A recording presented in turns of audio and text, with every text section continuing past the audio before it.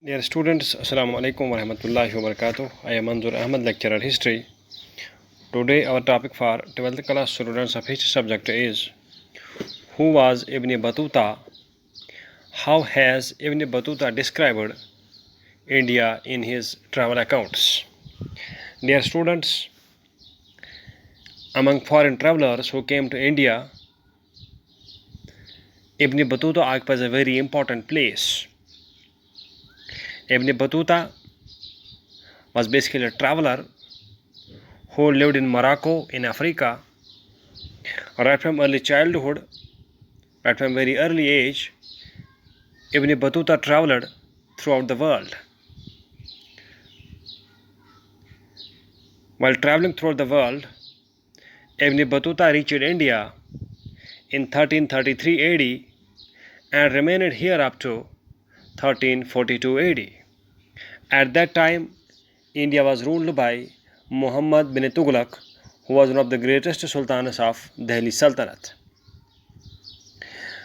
During his almost 9-year stay in India, Ibn Battuta traveled across India, traveled throughout India, and about his travels in India, about his experiences in India, he wrote a book known as Rahla in Arabic language. In his book, that is Rahla, Ibn Battuta tells us following important things about India and the people of India. Number one, Ibn Battuta tells us that the cities, Indian cities, had a great opportunity for those who had necessary means of transport to drive across India, to go across India, who had money to bear the expenses of those travels, and who had a research bent of mind, who had skill to go across India. Means that Ibn Battuta tells us that India was a land of opportunities. He says that all Indian cities were densely populated. The cities, in cities the people lived a prosperous life.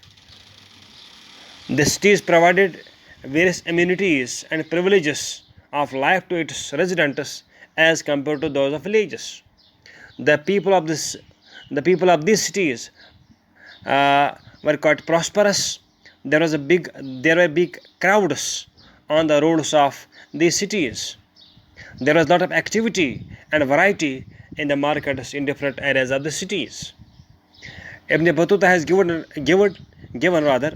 a clear description about the life of people in the city of Delhi, about which he says that the city of Delhi was the largest city of Delhi Sultanate, and it has the most population of the Delhi Sultanate was this most populated city of Delhi Sultanate was Delhi. And in his book he has given a detailed description of the city of Delhi as well. Number two, about Indian markets, Ibn Battuta says that the markets were not only the centers of economic activities where trade and commercial activity took place, where sale and purchase of goods and products took place, but these markets were also the centers of social activities. And in markets, there are places reserved for dancers and singers who used to perform various dancing and singing activities at the time of various festivals and other festival occasions. Number three, about the postal system of India, Ibn Battuta says that he was surprised to see the quick and fast and well organized postal system in India. He say in Rahla, Ibn Battuta says that the postal system in India was of two kinds: horse-foot postal system, which was known as Uluk, and foot postal system, which was known as Dhawa. And in Rahla, he has given a description about how both these postal systems worked, and both these systems worked in well organized manner, well established manner, and the messages, the letters could be taken from one corner of the country to the other corner without much difficulty and within less possible time due to this efficient postal system. Number 4, slavery, according to Ibn Battuta, was prevailing in India when he travelled here. Muhammad bin Tughlaq had large number of slaves, who was the Sultan at that time in India. Ibn Battuta himself purchased horses, camels, slaves to present them as a gift to the Sultan. Also, Ibn Battuta gives a detailed description about the use of coconut and palm in India by its people. Thank you.